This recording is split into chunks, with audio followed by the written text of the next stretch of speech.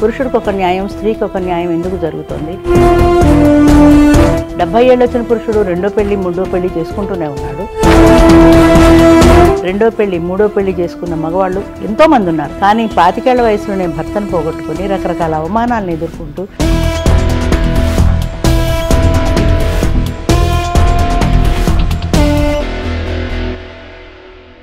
Doctor Sachin Raj అత్యాధునిక world class physiotherapy treatment తో అన్ని రకాల నొప్పులకు శాశ్వత పరిష్కారం. Welcome to Suman TV. మనసున మనసై బ్రతుకున్న బ్రతుకై తోడొకరుండిన అదే భాగ్యము అన్నారొక కవి. నిజంగానే కదా, ప్రతి మనిషికి తన జీవితంలో ఖచ్చితంగా తోడు అవసరం. తోడు నీడ, అది మనము అవునన్నా కాదన్నా పచ్చి నిజం. అయితే కొన్ని సందర్భాల్లో కొన్ని కారణాల వల్ల మనం తోడుని కోల్పోతూ ఉంటాం. అలా తోడుని కోల్పోయిన వారికి మేమున్నామంటూ ఆసరా కల్పిస్తూ తోడు నీడ అనే ఫౌండేషన్ని స్థాపించి ఎంతోమందికి తోడుని అందిస్తూ సమాజంలో వారు కూడా ఎంతో ఆనందంగా ఆప్యాయంగా బ్రతికేందుకు వీలు కల్పిస్తున్నారు తోడు నీడ ఫౌండేషన్. ఈరోజు మనతో పాటుగా ఆ తోడు నీడ ఫౌండేషన్ చైర్మన్ రాజేశ్వరి గారు మనతో పాటు ఉన్నారు. ఒక్కసారి ఆవిడతో మాట్లాడదాం. అమ్మ నమస్తే. నమస్తే జయ. అమ్మ ఎలా ఉన్నారు? బాగున్నానమ్మా. చాలా రోజుల నుంచి అనుకుంటున్నానమ్మా, అనుకోని కారణాల వల్ల నేను చేయలేకపోయాను. ఈరోజు నాకు ఈ అవకాశం దొరికింది, మీరు కూడా నాకు టైం ఇచ్చారు, చాలా సంతోషం. నేను ముందుగానే చెప్పినట్లుగా తోడు అది పిల్లల దగ్గర నుంచి పెద్దవారికి కూడా ఖచ్చితంగా అవసరమైన విషయం కదమ్మా. ఈవెన్ పిల్లలైనా కూడా మనం ఒకరు కాదు ఇద్దరు కావాలని చెప్తాం. సరే, అనుకోని కారణాల వల్ల లేకపోతే దానికి మనం ఏం చేయలేము, అంతే కదా. బట్ పెద్దవాళ్ళ విషయానికి వస్తే ఒక చక్కని ఆలోచన, ఇది సమాజం ఒప్పుకుంటుందా ఒప్పుకోదా, వారు ఎలా తీసుకుంటారు అనేది పక్కన పెడితే మీకు వచ్చిన ఈ ఆలోచన నిజంగా అభినందించదగ్గ విషయం అమ్మా. అసలు ఎలా వచ్చింది మీకు ఈ ఆలోచన? తోడు నీడ ఫౌండేషన్ ఎలా వచ్చింది? ఈ ఆర్గనైజేషన్ ఎలా పుట్టింది? ఎప్పుడు కూడా ఒక రివల్యూషనరీ ఐడియా రావాలంటే లోపల నుంచి ఒక ఫైర్ పుట్టాలంటే వాళ్ళ జీవితంలో వాళ్ళు ఫేస్ చేసినటువంటి అనుభవాలు, వాళ్ళు ఎదుర్కొన్నటువంటి బాధాకరమైనటువంటి సంఘటనలు వాళ్ళలో ఒక ఫైర్ని సృష్టిస్తాయి తెలియకుండానే. అంటే వాళ్ళ జీవితంలో పోరాటం, సొసైటీతో పోరాటం, బంధువులతో పోరాటం, ఈ పోరాటం చేసి చేసి చేసి చేసి వాళ్ళకు ఒక ధైర్యం వస్తుంది, ఒక మొండితనం వస్తుంది. దాంతో ఒక రివల్యూషనరీ కార్యక్రమం మొదలు పెడతారు. అది పూర్వం దురాచారాలు కానివ్వండి, వితంతు వివాహాలు కానివ్వండి, బాల్య వివాహాల మీద యుద్ధం కానివ్వండి, ఇవన్నీ ఇంచుమించుగా అలా వచ్చినవి. అదేవిధంగా 33 సంవత్సరాల నా ఒంటరి జీవితం కూడా ఈ ఫైర్కి మూల కారణమైంది. సమాజంలో చూస్తున్న కొద్దీ పురుషుడికి ఒక న్యాయం, స్త్రీకి ఒక న్యాయం ఎందుకు జరుగుతుంది? 70 ఏళ్ళు వచ్చిన పురుషుడు రెండో పెళ్లి, మూడో పెళ్లి చేసుకుంటూనే ఉన్నాడు. 30-40 ఏళ్ళు వచ్చిన, 25 ఏళ్ళు వచ్చినా అది బాల వితంతువుగా అలాగే మిగిలిపోతుంది. దానికి అవకాశం ఉందా లేదా? ఎందుకు ఉండకూడదు? ఎందుకు ఉండకూడదు అంటే మనం చూసేది మెయిన్లీ సోషల్ స్టిగ్మా. అవునమ్మా, చాలా వరకు 190% అదే. ప్రజలందరూ ఏమనుకుంటారు, బంధువులు ఏమంటారు, ముందు వాళ్ళ అమ్మా నాన్నే తిడతారు. నీకు ఈ వయసులో ఏం రోగం, నీకు ఇంతే ఉంది, నీ జీవితంలో వైధవ్యమే రాసిపెట్టి ఉంది, నీకు ఒంటరి జీవితమే ఉంది, నువ్వు భరించాల్సిందే, ఇలా అనగదొక్కుంటూ వచ్చారు. అందులో పిల్లలుంటే ఇంకా అసలు ఆ ప్రశ్నే రాదు. ఆమెకు కూడా ఆలోచనలు రావు, ఎందుకంటే పిల్లల బాధ్యత అనేది ఒకటి ఉంటుంది కాబట్టి తన కాన్సన్ట్రేషన్ అంతా పిల్లల మీదే ఉంటుంది. కానీ ఒక 50 సంవత్సరాలు వచ్చేటికి పిల్లలు సెటిల్ అయిపోతారు. అవునమ్మా, వాళ్ళ ఉద్యోగాలకి వాళ్ళ జీవితాల్లో సెటిల్ చేసుకుని వెళ్ళిపోతారు. అప్పుడు ఈమె ఒంటరిగా మిగిలిపోతుంది. కుటుంబం అంటే ఏంటి? భార్య, అతను కానీ ఆమె కానీ. అయితే అతనికి సమాజం అవకాశం ఇచ్చింది మళ్ళీ పెళ్లి చేసుకోవడానికి. 2 పిల్లలు ఉండని, 3 పిల్లలు ఉండని, నా పిల్లల్ని పెంచాలి కదా అంటాడు, మళ్ళీ పెళ్లి చేసుకుంటాడు. రెండో పెళ్లి, మూడో పెళ్లి చేసుకున్న మగవాళ్ళు ఎంతోమంది ఉన్నారు. కానీ 25 ఏళ్ల వయసులోనే భర్తను పోగొట్టుకుని రకరకాల అవమానాలను ఎదుర్కొంటూ, రకరకాల అవహేళనలను ఎదుర్కొంటూ, ఒకరికి ఎదురు రావడానికి వీల్లేదు, ఒక శుభకార్యంలో తను పార్టిసిపేట్ చేయడానికి వీల్లేదు. ఇన్ని రకాలైనటువంటి నువ్వు వితంతువి, నువ్వు ఎదురు రాకూడదు, నువ్వు చూస్తేనే మహాపాపం, పొద్దున్నే నీకు లేవగానే నీ ముఖం చూడకూడదు, ఇలాంటి ఎన్ని అవహేళనలు అనుభవించి ఉంటారు, ఎంత టార్చర్ పడి ఉంటారు ఆడవాళ్ళు. 60 ఏళ్ళు దాటిన మనిషి తన భార్యని కోల్పోతే నెలలోపు తిరిగి పెళ్లి చేసుకోవటానికి అందరూ యాక్సెప్ట్ చేస్తారు. అయ్యో ఆయన ఎవరు చూసుకుంటారు, పిల్లలిద్దరు వెళ్ళిపోయారు కదా అని ఒక సానుభూతి, ఆ కార్నర్ అనేది డెవలప్. అదే ఆడదానికి, అదే ఆడ మనిషికి ఇంకా కూడా ఎందుకు మనం చూడలేకపోతున్నాం? ఎందుకు లేదు అంటే తరతరాలుగా నరనరాలుగా మనలో జీర్ణించుకుపోయినటువంటి ఛాందస భావాలు. అంటే ఇది పాపము, మళ్ళీ పెళ్ళి తప్పు. స్త్రీ చేయకూడదు, దానికి ఈ అవకాశం లేదు, వాడికేంటి మగ మహారాజు మళ్ళీ చేసుకుంటాడు, ఎన్ని పెళ్ళిళ్ళైనా చేసుకుంటాడు అన్న సాంప్రదాయం మనకి మొదటి నుంచి అలాగ ఉగ్గుపాలతో నోరు పోసారు. దానివల్ల మన మనసులో కూడా జీర్ణించుకుపోయింది, ఇది తప్పు, వాడు పరపురుషుడే, మళ్ళీ పెళ్లి చేసుకున్నా వాడు పరపురుషుడే, వాడితో కలిసి జీవించడం నేరం అన్న భావన వీళ్ళల్లో సోషల్ స్టిగ్మా పాతుకుపోయింది. దాని నుంచి వాళ్ళు బయటికి రావాలంటే ఎంత కష్టం అవుతుంది. వాళ్ళ మనసు తప్పనిసరిగా ఒక తోడు కావాలని ఉంటుంది ఖచ్చితంగా, ఇది ఎవ్వరూ కాదనిలేని నిజం. ఇది ఎంతమంది లేదు కాదు అని చెప్పినా కూడా వాళ్ళ మనసును వాళ్ళు మోసం చేసుకుంటున్నారు తప్ప అది అబద్ధం. సృష్టిలో తోడు లేకుండా మనిషి ఎవ్వరూ ఉండలేరు, ఎవరి వల్ల. ఒకసారి మీ గురించి తెలుసుకోవచ్చా? 30 ఏళ్ళు ఒంటరి ప్రయాణం ఎందుకు చేయాల్సి వచ్చిందమ్మా? జరిగిన సంఘటన ఏదన్నా ఉంటే మాతో షేర్ చేయండి. నేను ఒక డైవర్సీని, 13 ఏళ్ళకే నాకు పెళ్ళయింది. అంటే ఆ రోజుల్లో బాల్య వివాహాలు ఉండేవి. నేను ఇంకా హై స్కూల్లో చదువుకుంటున్నా. 13 సంవత్సరాల పెళ్ళి. 13 సంవత్సరాలు అంటే అసలు మానసికంగా శారీరకంగా కూడా పరిణితి చెందని వయసు అది. అసలు పెళ్ళి అంటే ఏమిటి, జీవితం అంటే ఏమిటో తెలియని వయసు. ఏదో కొత్త లంగా వస్తుంది, కొత్త చీర వస్తుంది అని ఆనందించినట్టుగా ఆ వయసులో చుట్టాలందరూ వస్తారు, పప్పన్నం తింటామా, ఆనందంగా ఆడుకుంటామా అని తప్ప ప్రపంచం ఏమిటో తెలియని టైంలో పెళ్లి చేసుకున్న తర్వాత 3 పిల్లల తల్లిగా 30 సంవత్సరాలకి నేను రోడ్డు మీదకి వచ్చాను ఒంటరి మహిళగా. అప్పుడు నా తల్లిదండ్రులు నన్ను ఆదుకున్నారు. SSLCతో ఆగిపోయిన చదువుని వాళ్ళు మళ్ళీ తిరిగి చదువుకోమని నాకు ధైర్యం చెప్పారు. స్వగ్రామం ఎక్కడమ్మా? చెప్పాలంటే ఆకువీడు, వెస్ట్ గోదావరి. ఓకే. పుట్టింది వెస్ట్ గోదావరి, అదే చెప్తాను నేను. పుట్టింది వెస్ట్ గోదావరి అయినా నేను మనిషిగా పెరిగింది ఈస్ట్ గోదావరి. ఎందుకంటే నేను చదువుకొని ఒక ఉద్యోగంలో స్థిరపడి 25 సంవత్సరాలు ఒక టీచర్గా ఉద్యోగం చేసినప్పుడు నేను సమాజం నుంచి చాలా పాఠాలు ఎదుర్కొన్నాను, చాలా వివక్ష ఎదుర్కొన్నాను, చాలా రకాల సమస్యలను ఎదుర్కొన్నాను. నాకు జీవితం నేర్పిన పాఠాలు ఏమైనా ఉంటే అదే. నేను ఎప్పుడు చెప్తాను, మనకు జీవితం అనే పాఠశాలలో అనుభవాలే ఉపాధ్యాయులని. ఒక్కొక్క ఎక్స్పీరియన్స్ ఒక్కొక్క పాఠం నేర్పింది నాకు. లెర్నింగ్ బై డూయింగ్ అని చెప్తారు బీఈడీలో. అలాగా అది నేర్చుకుంటూ అది సాధించుకుంటూ ఒక్కొక్కడిగే ముందుకు వేయటంలో నాకు నేనే ధైర్యం తెచ్చుకున్నాను. నాకు నేనే తెగింపు తెచ్చుకుంటే అర్థమవుతుంది ఎన్ని అవమానాలు ఎన్ని ఎదుర్కొని ఉంటారు. ఆ రోజుల్లో సపోర్ట్ అంటే మీకు ఈ ఆలోచన అప్పుడు మీకు కలగలేదు? లేదు. రెండో ఇష్యూకి వెళ్ళాలి, రెండో పెళ్లి లేదు, అసలు ఆలోచన లేదు. ఎందుకంటే పిల్లలు చిన్నపిల్లలు. ఆఖరి అమ్మాయికి 7 సంవత్సరాలు. మీరు సగటు మహిళలాగానే ఆలోచించారు. అంతే కదా. అరే 13 సంవత్సరాల వయసులో పెళ్లి చేసుకుని నేను ఒక పురాతన ఛాందస భావాలు ఉన్న బ్రాహ్మణ కుటుంబంలో పుట్టిన వ్యక్తిని.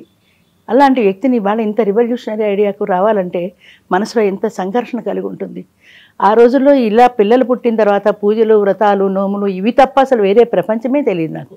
ఒక చెక్కు రాయడం రాదు, ఎప్పుడు చెప్తాను నేను అదే. ఒక చెక్కు రాయడం రాదు, ఒక మనిషితో మాట్లాడటం రాదు. అది ఐఎమ్ ఎన్ ఇంట్రోవర్ట్. లోపల బాధపడమే కానీ బయటకు ఎక్స్ప్రెస్ చేయటం రాదు. అలాంటి మనిషిని సమాజంలో మనం ఎదిరించడం మొదలుపెట్టి నా పిల్లల్ని పోషించుకునే ఆ పరిణితిలో ఈ పరిశ్రమలో ఈ నడిచి ముందుకు వెళ్ళటం. అంటే ఒంటరి మహిళ పిల్లల్ని పెంచుకోవటంలో కావచ్చు, తన కాళ్ళ మీద తను నిలబడేటప్పుడు సమాజం నుంచి ఎన్నో ప్రశ్నలు, ఎన్నో మాటలు, చాలా యుద్ధం చేయాల్సి వస్తుంది కదా. చాలా అలాంటి ఘటనలు ఏమన్నా ఉన్నాయా? చాలా సందర్భాల్లో ఉన్నాయి, చాలా ఉన్నాయి. అయితే నాకు ఒక అదృష్టం ఏంటంటే నా పేరెంట్స్ నాకు రక్షణగా నిలబడ్డారు. వాళ్ళు నా ప్రక్కన ఉన్నారు కాబట్టి నేను కొంతవరకే పోరాటం చేయగలిగాను. ఒంటరి వాళ్ళు ఇంకా చాలా హెరాస్మెంట్లు అనుభవించారు సొసైటీలో.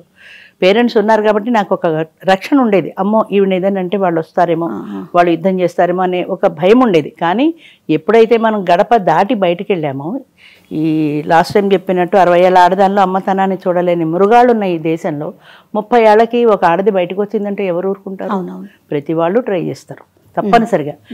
అయితే అందులోంచి నాకున్న ఒక ప్లస్ పాయింట్ ఏంటంటే ప్రతివాడు మన కోసం వాడు ట్రై చేస్తున్నాడు, నన్ను నేను రక్షించుకోవాలి అన్న భావనలో ఒక పెద్ద పిల్లగా వాళ్ళ మీద పడి కరిచి ముందుగానే పడిపోయి నాకు తెలియకుండా నా చుట్టూ నేను ఒక సర్కిల్ ఏర్పరచుకున్నా. అది నాకే తెలియదు. అంటే ఎవరైనా నాతో మాట్లాడాలంటే కొట్టేస్తానేమో అని భయపడేటంత ఉగ్రంగా.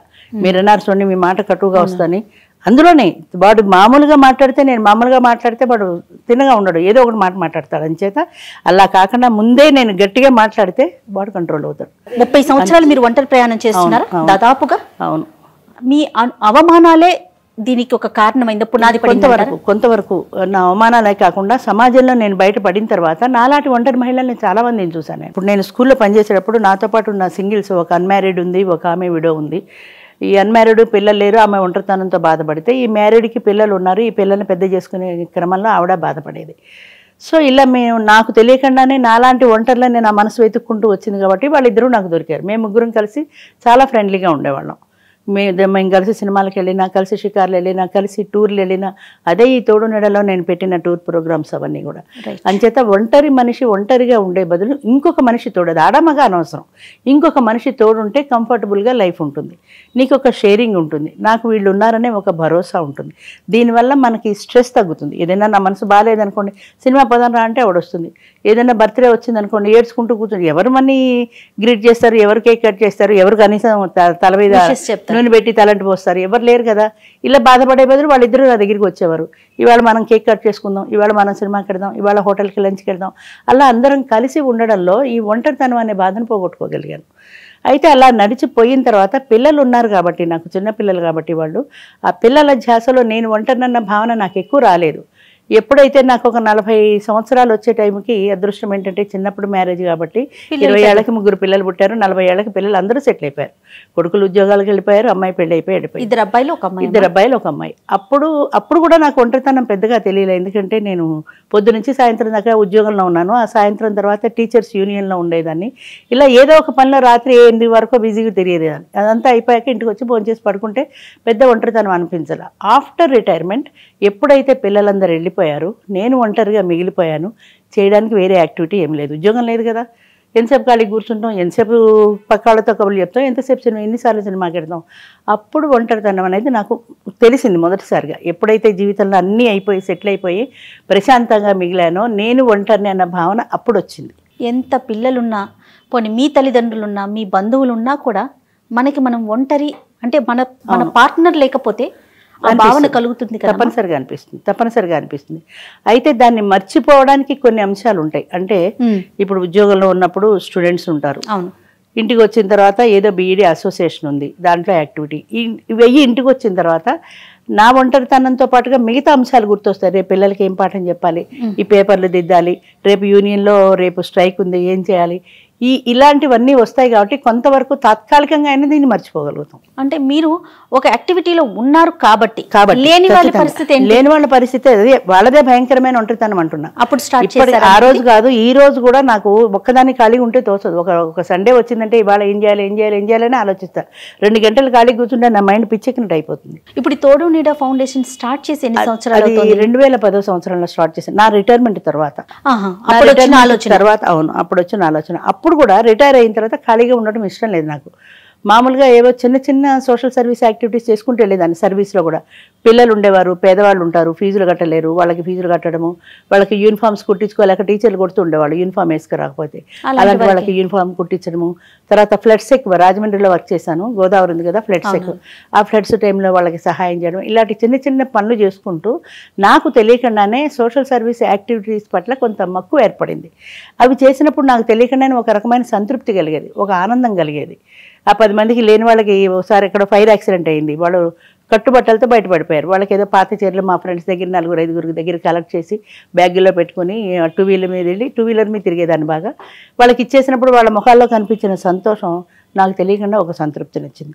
సో నాకేమనిపించిందంటే కష్టంలో ఉన్న వాళ్ళని ఆదుకుంటే మనకు ఒక సంతోషం కలుగుతుంది, ఒక సంతృప్తి కలుగుతుంది, ఒక సహాయం చేసిన ఫీలింగ్ కలుగుతుంది. అలా అటువైపుకి అట్రాక్ట్ అవుతూ మొదలుపెట్టాను. ఎప్పుడైతే ఖాళీ వచ్చిందో, ఎప్పుడైతే రిటైర్ అయ్యానో, అప్పుడు మనం ఏదైనా ఒక సోషల్ సర్వీస్ యాక్టివిటీ చేస్తే బాగుంటుందని మన ఈనాడు పేపర్లో వసుంధరలో వస్తుంటాయి చాలామంది సర్వీస్ చేసే వాళ్ళ పరిచయాలు. అట్లా అవన్నీ తీసి ఒక ఆల్బంలో పేపర్ కటింగ్ ఏది బాగుంటుంది అని చూడడంలో ఈనాడు పుస్తకంలో అనుకుంటాను మురిసెను వివాహ బంధం అని ఒక ఆర్టికల్ వచ్చింది. అందులో బాగా వృద్ధులైనటువంటి 2 వ్యక్తులకు పెళ్ళైన ఫోటో, ఆ ఫోటో నన్ను చాలా బాగా ఆకట్టుకుంది. పంచె కట్టుకుని పాతకాలంలో ఒక 70 ఏళ్ల వృద్ధుడు, అచ్చమైన బ్రాహ్మణ గోచి పోసి చీర కట్టుకుని పెద్ద బొట్టు పెట్టుకుని కడియాలు గజ్జలు పెట్టుకుని పాతకాలపు సాంప్రదాయంలో ఒక లేడీ. అది చూసినప్పుడు నాకు ఆలోచన వచ్చింది, ఇలాంటి కార్యక్రమం చేస్తే బాగుంటుందని. ఆ కథలో ఏంటంటే వీళ్ళిద్దరి పిల్లలు ఫారిన్లో ఉన్నారు, ఆమె కొడుకు ఈయన కూతురు ఫారిన్లో ఉన్నారు. వీకెండ్స్లో తెలుగు వాళ్ళు కలుసుకుంటారు. అట్లా కలుసుకున్నప్పుడు వాళ్ళిద్దరూ మాట్లాడుకుని ఇలా వీళ్ళిద్దరూ విడివిడిగా ఉంటున్నారు, వీళ్ళిద్దరికీ కలిపి పెళ్లి చేస్తే ఒక చోట ఒకరికొకరు సపోర్ట్గా ఉంటారు కదా అనిపించింది. అనుకోవడమే తరువుగా వాళ్ళు ఇండియా వచ్చేసి వాళ్ళిద్దరిని ఒప్పించి వాళ్ళిద్దరికీ పెళ్లి చేశారు. అది గోల్డెన్ ఓల్డేజ్ హోమ్ అనుకుంటా దాని పేరు, ఇప్పటికీ ఉంది హైదరాబాద్లో. ఆ గోల్డెన్ ఓల్డేజ్ హోమ్లో వాళ్ళు ఉంటున్నారు, వీళ్ళు పెళ్లి చేశారు. ఆ ఆర్టికల్ చదివినప్పుడు నాకు అనిపించింది, రియల్ ఆర్టికల్ అది ఈనాడు వసుంధర బుక్ ఆదివారం సండే బుక్ వస్తుంది, సండే అందులో చదివాను, అది అందులో ఆర్టికల్ అది. అది చూసిన తర్వాత నేను చెయ్యాలి అనుకున్న కార్యక్రమానికి ఇది అని నా మైండ్ నాకు చెప్పింది. అంత క్రితం ఇవో చిన్న చిన్న చేసినా నాకు అంత పెద్ద సాటిస్ఫాక్షన్ రాలా. ఇది చూసినప్పుడు ఇలా చేస్తే బాగుంటుంది అనిపించింది. సరే ఇలా చేయాలి కదా, నేను ఉన్నది రాజమండ్రిలో కాబట్టి రాజమండ్రిలో ట్రై చేశాను, అదేం నడవాలి, ఎందుకంటే చిన్న ఊరు కదా. చేత ఈలోగా మా అబ్బాయి ఇక్కడ కొండాపూర్లో ఉండేవాడు, రెండో అబ్బాయి ఇంజనీర్ వాడు, వాళ్ళ ఇంట్లో ఉండడానికి కొద్ది రోజులు అక్కడికి వచ్చాను. ఇక్కడికి వచ్చినప్పుడు ఇక్కడ సీనియర్ సిటిజన్ అసోసియేషన్స్ ఉన్నాయి, చాలా ఏరియాల్లో ఉన్నాయి, కొండాపూర్లో కూడా ఉంది. అలా సీనియర్ సిటిజన్ అసోసియేషన్లో చేరాను. నాకు బాగా మైండ్లో పట్టుకుంది ఇలాంటి కార్యక్రమం ఒకటి చేస్తే బాగుంటుంది అని. పట్టుకుని సపోర్ట్ ఏమి లేదు కదా, సపోర్ట్ పిల్లలతో మ్యాన్ పవర్ లేదు, మనీ పవర్ లేదు. వాడు ఫస్ట్ చెప్పారు నువ్వు ఏమైనా చేసుకో, నువ్వు హ్యాపీగా ఉండడం మాకు కావాలి. మా పెద్దబాయి ఏం చెప్పాడంటే నువ్వు రోజు టిఫిన్ డబ్బా సర్దేసుకో, మాతో పాటు నువ్వు కూడా బయటకు వెళ్ళిపో, నువ్వు సినిమాకి వెళ్తావో షికార్కి వెళ్తావో చెట్టు కింద కూర్చుంటావో నీ ఇష్టం, సాయంత్రం దాకా గడిపే, సాయంత్రం ఇంటికి రా, అందరం కూర్చుంటాం కబుర్లు చెప్పుకుంటాం. ఇప్పుడు 2010లో స్టార్ట్ చేశారు. అవును. ఇప్పటికీ కూడా మనం 10 సంవత్సరాల పైన 12 ఏళ్ళు అయిపోయింది, 12 సంవత్సరాలు అయింది. అవును. ఇప్పటికీ కూడా రెండో పెళ్లి అంటే అమ్మో రెండో పెళ్లి చేసుకుందా ఆవిడ అనే పరిస్థితి ఈ రోజుకు ఇప్పటికీ ఉంది. మరి 10 సంవత్సరాల క్రితం అసలు ఎంత ఘోరంగా ఉండేది. అసలు ముందుకు వచ్చారా ఎవరైనా ఇట్లా చేసుకోవటానికి? అది చెప్పాలంటే కేవలం 5గురు వచ్చారమ్మా ఆడవాళ్ళు. నాకు అప్లికేషన్ ఇచ్చిన వాళ్ళు 5గురే. అప్పుడు నాకే భయం వేసింది. మగవాళ్ళు 25-30 అప్లికేషన్లు వచ్చేసాయి, ఆడవాళ్ళు 5గురు వస్తాయి. ఈ 5గురితో నేను మీటింగ్ ఎలా చేస్తాను, వాళ్ళు కొడతారేమో, మగాళ్ళు 5గురు ఆడవాళ్ళని పెట్టి ఏం కార్యక్రమం చేద్దాం అనుకున్నాను, కొడతారేమో అని భయం వేసింది. అయితే దీనికి ముందు నేను ఏం చేశానంటే నేను ఏదైతే చెయ్యాలి అనుకున్నానో దాన్ని పబ్లిక్కి తెలియజేయాలి కాబట్టి ఒక పబ్లిక్ మీటింగ్ పెట్టాను, ప్రెస్ మీట్ పెట్టాను. ప్రెస్ మీట్ పెట్టి ప్రెస్ మీట్ ద్వారా ఇది తెలియజేద్దామంటే 10 మంది వచ్చారు, పేపర్ వాళ్ళు, మీడియా వాళ్ళు. ఎక్కువ మంది రాలా, ఎందుకంటే ఇది అంత పెద్ద ఇంపార్టెంట్ అనిపించలేదు. కానీ ఇది చెప్పడం మొదలు పెట్టిన తర్వాత మధ్యాహ్నం 2 గంటలకి టోటల్ మీడియా అంతా వచ్చేసింది, అన్ని రకాల ఛానల్ వాళ్ళు వచ్చేసారు, అన్ని పేపర్ల వాళ్ళు వచ్చేసారు. ఎందుకంటే కాన్సెప్ట్లో కొత్తతనంగా అనిపించింది. నేను లివ్ ఇన్ రిలేషన్ అనేది ఒక కొత్తగా ప్రవేశపెట్టాను స్టార్టింగ్లోనే. లివ్ ఇన్ రిలేషన్ అంటే పెళ్లి కాకుండానే ఇద్దరు కలిసి జీవించవచ్చు, భార్యాభర్తలాగా. అది మన చట్ట ప్రకారం కూడా చట్టబద్ధమైంది, చట్ట వ్యతిరేకమైంది కాదు, ఇల్లీగల్ కాంటాక్ట్ కాదు. మెయిన్ రూల్ 50 సంవత్సరాలు దాటుండాలి, అంతే కదా కంపల్సరీగా, ఆడ మనిషికైనా మగ మనిషికి అంతే. 49 కూడా లేదు, 50 కంప్లీట్ అవ్వాలి. ఆ ఉద్దేశం కూడా ఏంటంటే 40 దాకా మ్యాట్రిమోనియల్సే ఉన్నాయి, చాలా మందికి మ్యాట్రిమోనియల్స్ ఉన్నాయి. 50 ఏళ్ళు దాటిన ఆడది బయటికి రావడానికి తనకి భయం ఒకటి, దానికి అవకాశం లేదు. ఎక్కడికి వెళ్ళి పెళ్లి చేసుకుంటా, నాకు సూటబుల్ భర్త కావాలని ఎక్కడ వెతుక్కుంటుంది? వీళ్ళకి ఒక ప్లాట్ఫామ్ క్రియేట్ చేస్తే అక్కడికి వస్తారు, వెతుక్కుంటారు, వాళ్ళకి కావాల్సిన మనిషిని వాళ్ళు చూస్ చేసుకుంటారు. ఎట్లా మెయిన్ రూల్స్ అండ్ రెగ్యులేషన్స్ అంటే రూల్స్ ఏంటంటే 50 ఇయర్స్ కంప్లీట్ అవ్వాలి, 50 సంవత్సరాలు నిండిన వాళ్ళకి మాత్రమే అవకాశం. 49 కూడా తీసుకోం, 50 అంటే 50. తర్వాత ఆమె సింగిల్ అయి ఉండాలి, అంటే భర్తని పోగొట్టుకొని లేదా విడాకుల ద్వారా విడిపోయిన ఒంటరి ఆడదయ్యి ఉండాలి. ఎందుకంటే లీగల్గా యాక్సెప్టెడ్ కాదు, ఒక భర్తను ఇంకోళ్ళని పెళ్లి చేసుకోకూడదు, విడాకులు రాకుండా ఇంకోళ్ళని పెళ్లి చేసుకోకూడదు. అంచేత లీగల్ డాక్యుమెంట్ ఉండాలి, చట్టపరంగా విడిపోయినట్టు. కొంతమంది మేము రాసేసుకున్నాం, స్టాంప్ పేపర్ మీద రాసేసుకున్నాం, మా పెద్దల ముందు రాసేసుకున్నాం అంటారు, అది చెల్లదు. ఒక ఐడి ప్రూఫ్ కావాలి, ఒక పాస్పోర్ట్ ఫోటో, ఒక ID proof, death or divorce certificate, ఈ 3 కంపల్సరీగా ఉండాలి. ఈ విషయంలో ఎట్టి పరిస్థితుల్లో కాంప్రమైజ్ కాము. రిసెప్షన్లో ఈ 3 చూసుకుని ఇవి కంప్లీట్ అయితేనే ఆమెకు మెంబర్షిప్ ఇస్తారు, లోకల్ పంపిస్తారు. ఏ ఒక్కటి లేకపోయినా వెనక్కి పంపించేస్తాం. వాళ్ళని గ్యాదర్ చేస్తారు. It is a platform for the people who are living alone above 50 years of age. ఒక దాన్ని ఏమంటారంటే ఒక స్వయంవర వేదిక అనుకోండి, ఇది స్వయంవర వేదిక. అందరు వస్తారు, దండ తీసుకుని రాజకుమార్ వెళ్ళినట్టుగా వీళ్ళు ప్రతి ఒక్కళ్ళు స్టేజ్ మీదకి వచ్చి పరిచయం చేసుకుంటారు. వాళ్ళ ఊరు, పేరు, క్యాస్ట్, వయసు, వాళ్ళ రిక్వైర్మెంట్ ఏంటి, అంటే వాళ్ళకి ఎంప్లాయీ కావాలా, హౌస్ వైఫ్ కావాలా, గ్రాడ్యుయేట్ కావాలా, ఎడ్యుకేటెడ్ కావాలా అనే వాళ్ళ రిక్వైర్మెంట్ లాస్ట్. వీళ్ళకి కానీ వాళ్ళకి కానీ ఎవరైనా అంతే, ఆడ మగ ప్రతి ఒక్కరు స్టేజ్ మీదకి రావాల్సిందే. చాలా మంది రావంటారు, మాకు సిగ్గు అంటారు. పెళ్లి చేసుకోవడానికి రావడానికే సిగ్గుపడితే రేపు పెళ్లి చేసుకుని సొసైటీలో ఎలా బ్రతుకుతావు? తర్వాత నువ్వు వస్తే కదా నీకుంటో గుడ్డో చెముడో ఏమిటో తెలియాలి కదా మిగతా మనుషులకు. అందుకని ప్రతి ఒక్కళ్ళు ముందు ధైర్యంగా రండి, మీ రిక్వైర్మెంట్ ఏంటో ధైర్యంగా చెప్పండి. ఇంతమంది ఆడవాళ్ళు ఉన్నారు, ఇంతమంది మగవాళ్ళు ఉన్నారు, ప్రతి ఒక్కళ్ళకి పేపర్ ఇస్తాం. అందులో చెప్పిన వాళ్ళలో మీకు ఎవరైనా నచ్చితే వాళ్ళ పేరు నోట్ చేసుకోండి. ఈ 10-12 సంవత్సరాల్లో మీరు చూసిన మార్పు ఏమన్నా ఉందమ్మా? చాలా మార్పు ఉందమ్మా. మొట్టమొదటి చెప్పాను కదా, 5గురితో ప్రారంభించిన కార్యక్రమం మొదలైంది, భయపడ్డాను. అది ఆ తర్వాత మీటింగ్ స్టార్ట్ అయ్యేప్పటికి 20 మంది ఆడవాళ్ళు వచ్చారు, 70 మంది మొత్తం టోటల్ 70 మంది వచ్చారు. అందులో 50 మంది మగవాళ్ళు, 20 మంది ఆడవాళ్ళు, అంటే 40% దాకా వచ్చారు. పర్వాలేదు, ఇక నేను ధైర్యంగా ఈ కార్యక్రమానికి ముందుకు వెళ్ళొచ్చు అనుకున్నాను. అలాగే ఈ 10-12 సంవత్సరాల్లో లేడీస్ బాగా పెరిగారు. దాదాపుగా తోడు నీడ ద్వారా ఎంతమంది ఒకటయ్యారు? చెప్పాలంటే నేను సుమారుగా. సంఖ్య చెప్పలేనమ్మా, 500 దాటి 5 సంవత్సరాలు అయింది. ఆ తర్వాత నేను లెక్క పెట్టడం మానేశాను, ఎందుకంటే మ్యారేజెస్ అవుతున్నాయి. అవి అప్పట్లో స్టార్టింగ్లో మీటింగ్ మొదలు పెట్టగానే 1-2 అదే రోజున అయిపోయేవి. పొద్దున్న మీటింగ్ మొదలు పెడితే సాయంత్రానికి మినిమం 2 అయ్యేవి. ఇప్పుడు కొంచెం స్లోగా అవుతున్నాయి. అంటే జనం కూడా తెలియమీరారు. తొందరపడి పెళ్లి చేసుకునే బదులు వాళ్ళతో మాట్లాడుకుని కొన్ని రోజులు పరిచయం చేసుకుని వాళ్ళకి మనకి సూట్ అవుతుందా లేదా చూసుకుని ఇన్ని చేసుకున్న తర్వాత ఒక నెలకో ఒక 15 రోజులకో వాళ్ళు సెటిల్ అవుతున్నారు. ఇప్పుడు పెళ్లి అనే కాన్సెప్ట్ తోనే ఒకటవుతున్నారా, లేకుంటే లివింగ్ టుగెదర్ లివింగ్ టుగెదర్ కూడా ఉన్నారు. ఎందుకంటే తన కుటుంబం తనకుంటుంది, అతని ఎవరి కుటుంబం కుటుంబాలు అతనికి వాళ్ళకు ఉంటుంది ఉంటాయి. కదా. అసలు స్టార్టింగ్ లో చెప్పాలంటే 70% లివింగ్ రిలేషన్, 30% పెళ్లిళ్ళు. నేనే ఆశ్చర్యపోయాను, నాకంటే ఫాస్ట్ ఉన్నారు వీళ్ళు. ఎట్లా వస్తున్నారు లివింగ్ రిలేషన్కి? ఆడవాళ్ళకి అంత తేలిగ్గా లివింగ్ రిలేషన్కి రావడం అంటే తేలికైన విషయం కాదు అని నేను అడిగాను కూడా. మీకు పెళ్లిలో ఒక భరోసా ఉంది, ఒక గ్యారంటీ ఉంది, ఇందులో ఏమీ లేదు. కోర్టు కేసు వేయడానికి లేదు, డైవర్స్ లేవు, మెయింటెనెన్స్ లేదు, నథింగ్. ఇద్దరు ఫ్రెండ్స్లా కలిసి ఉంటారు ఉండగలిగిన నాళ్ళు. వద్దనుకుంటే అంతే ఫ్రెండ్లీగా విడిపోతారు. ఇప్పుడు మీకు పెళ్లిలో ఒక భరోసా ఉంది, నాకు మెయింటెనెన్స్ కావాలి, నాకు ఆస్తి కావాలి, నాకు ప్రాపర్టీ కావాలని అడగగలుగుతారు. మెయిన్ ఆర్థిక సంబంధమైన విషయాల్లో ఇద్దరికి కూడా హక్కులు ఉంటాయి, కానీ ఇక్కడ ఏమీ లేవు. తర్వాత ఒక 50 సంవత్సరాలంటే ఆయన ఒక జీవితాన్ని చూసుంటారు, ఆవిడ ఒక జీవితాన్ని అనుభవించుంటారు. వీళ్ళ తాలూకు పిల్లలు, మనవళ్ళు, మనవరాలు, కుటుంబం ఉంటుంది కదా. దాన్ని ఎదిరించి ముందుకొచ్చి చేసుకోవటం అంటే నిజంగా అభినందించాల్సిన విషయం కదా. అవును. అయితే ఇంకొక ప్లస్ పాయింట్ ఏంటంటే స్టార్టింగ్ లో చాలా వ్యతిరేకత ఉండేది, పిల్లలు యాక్సెప్ట్ చేసేవాళ్ళు కాదు. లివింగ్ రిలేషన్ పెట్టిన కారణం కూడా అదే. ఎందుకంటే మెయిన్ ప్రాపర్టీ